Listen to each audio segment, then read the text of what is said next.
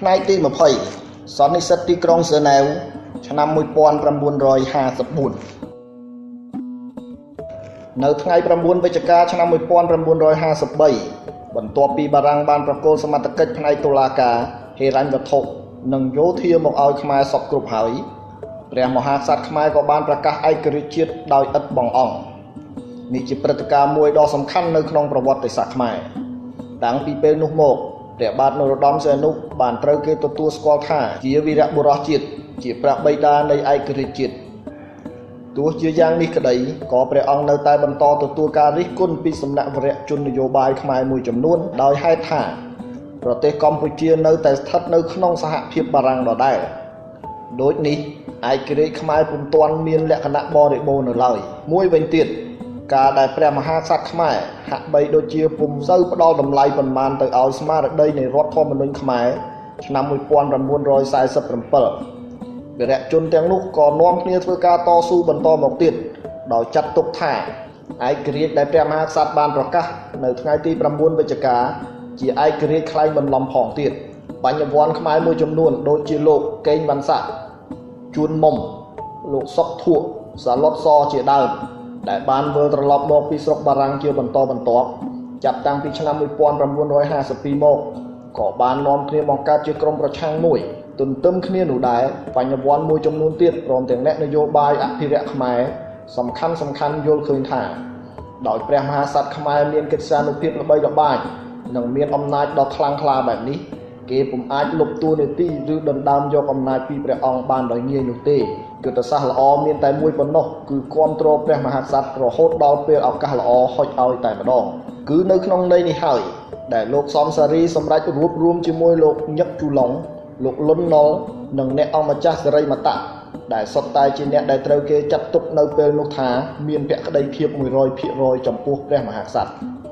លោកសំសារីជាបញ្ញវន្តខ្មែរមួយរូបដែលមានចំណេះវិជ្ជាខ្ពស់ហើយដែលមានគោលជំហររឹងប៉ឹងបំផុតក្នុងការស្វែងរកឯករាជ្យបរិបូរណ៍ពិតប្រាកដមកឲ្យខ្មែរគឺធ្វើអ្វីគ្រប់បែបយ៉ាងដើម្បីផ្ដាច់ប្រទេសកម្ពុជាឲ្យដាច់ចេញពីសហភាពបារាំងតែម្ដងហើយក្នុងពេលជាមួយគ្នានោះដេញអ្នកតស៊ូវៀតមិញឲ្យចេញអស់ពីទឹកដីខ្មែរទៀតផងនៅថ្ងៃទី7មេសាឆ្នាំ1954គឺជាងមួយខែក្រោយពេលដែលមេអិសរៈខ្មែរនៃអង្គម្ចាស់នរោត្តមច័ន្ទរង្សីនិងសាវ៉ាងវង្សបានចុះចូលរដ្ឋាភិបាលព្រះមហាក្សត្រខ្មែរបានបង្កើតរដ្ឋាភិបាលថ្មីមួយដែលមានព្រះអង្គជាប្រមុខនៅពេលនោះកងទ័ពវៀតមិញបានធ្វើសកម្មភាពយ៉ាងខ្លាំងព្រោះនៅឯសមរភូមិឌៀនបៀនភូប្រទេសវៀតណាមបារាំងកំពុងតែទន់ដៃយ៉ាងខ្លាំងនៅថ្ងៃទី12ខែមេសាឆ្នាំ1954នោះ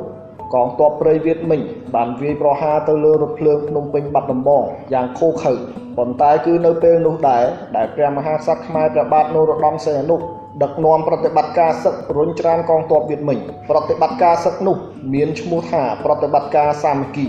ប៉ុន្តែទាល់តែក្រោយកិច្ចព្រមព្រៀងទីក្រុងហ្សឺណែវទើបបញ្ហានេះបានត្រូវដោះស្រាយសន្និសីទទីក្រុងហ្សឺណែវដែលបានចាប់ផ្ដើមពីថ្ងៃទី26ខែមេសារហូតដល់ថ្ងៃទី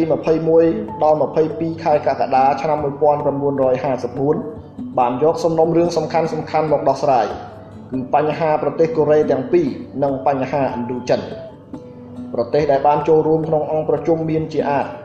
សហរដ្ឋអាមេរិកប្រទេសអង់គ្លេសសហភាពសូវៀតប្រទេសចិនប្រទេសបារាំងព្រមទាំងប្រទេសទាំងឡាយដែលជាប់ទាក់ទិនរីឯបញ្ហានីតិវិធីស្ដីពីការតំណាងចលនាតស៊ូសំខាន់នៅក្នុងប្រទេសទាំង3នៅឥណ្ឌូចិនបានចោទឡើងជាបញ្ហាដ៏ពុះកញ្ជ្រោលសូមបញ្ជាក់ថាសន្និសីទនេះបានត្រូវបើកឡើងនៅពេលដែលកងទ័ពវៀតមិញកំពុងមានព្រៀបទៅលើកងទ័ពបារាំងនៅឌៀនបៀនភូ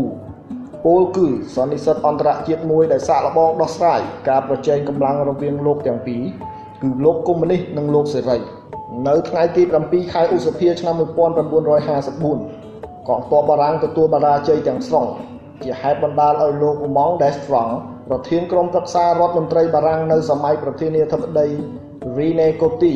បានចុះហត្ថលេខាទៅលើកិច្ចព្រមព្រៀងយុទ្ធសន្តិភាពមួយឲ្យបានមុនថ្ងៃទី20ខែកក្កដាឆ្នាំដដែលប៉ុន្តែការទាមទារនេះបានធ្វើឲ្យមានការស្វែងគំនិតគ្នាមួយយ៉ាងធំរវាងលោកអង់ថូនីអេដេនរដ្ឋមន្ត្រីការបរទេសអង់គ្លេសនៅពេលនោះនិងរដ្ឋមន្ត្រីការបរទេសអាមេរិក Foster Dulles នៅពេលបើកសន្និសីទទីក្រុងហ្សឺណែវ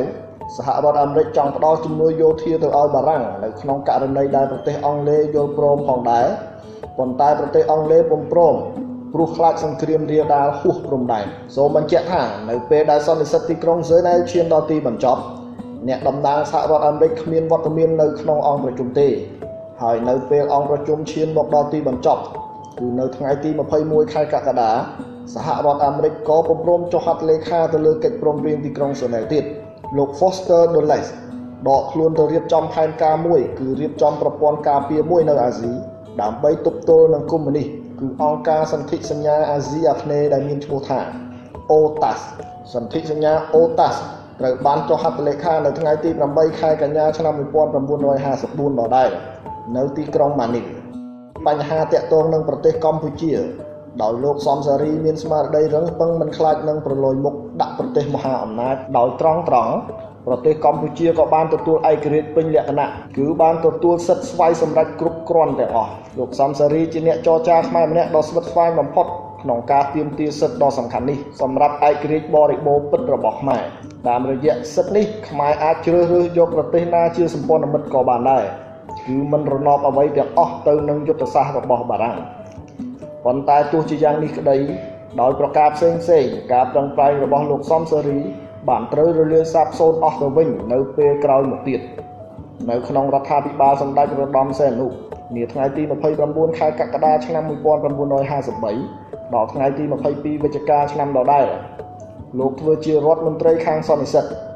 នៅឆ្នាំ1959ដល់ឆ្នាំ1960លោកក្លាយទៅជាអ្នកប្រឆាំងនឹងនយោបាយរបស់សម្ដេចនរោត្តមសីហនុដែលរេទៅរកលោកកុម្មុយនីស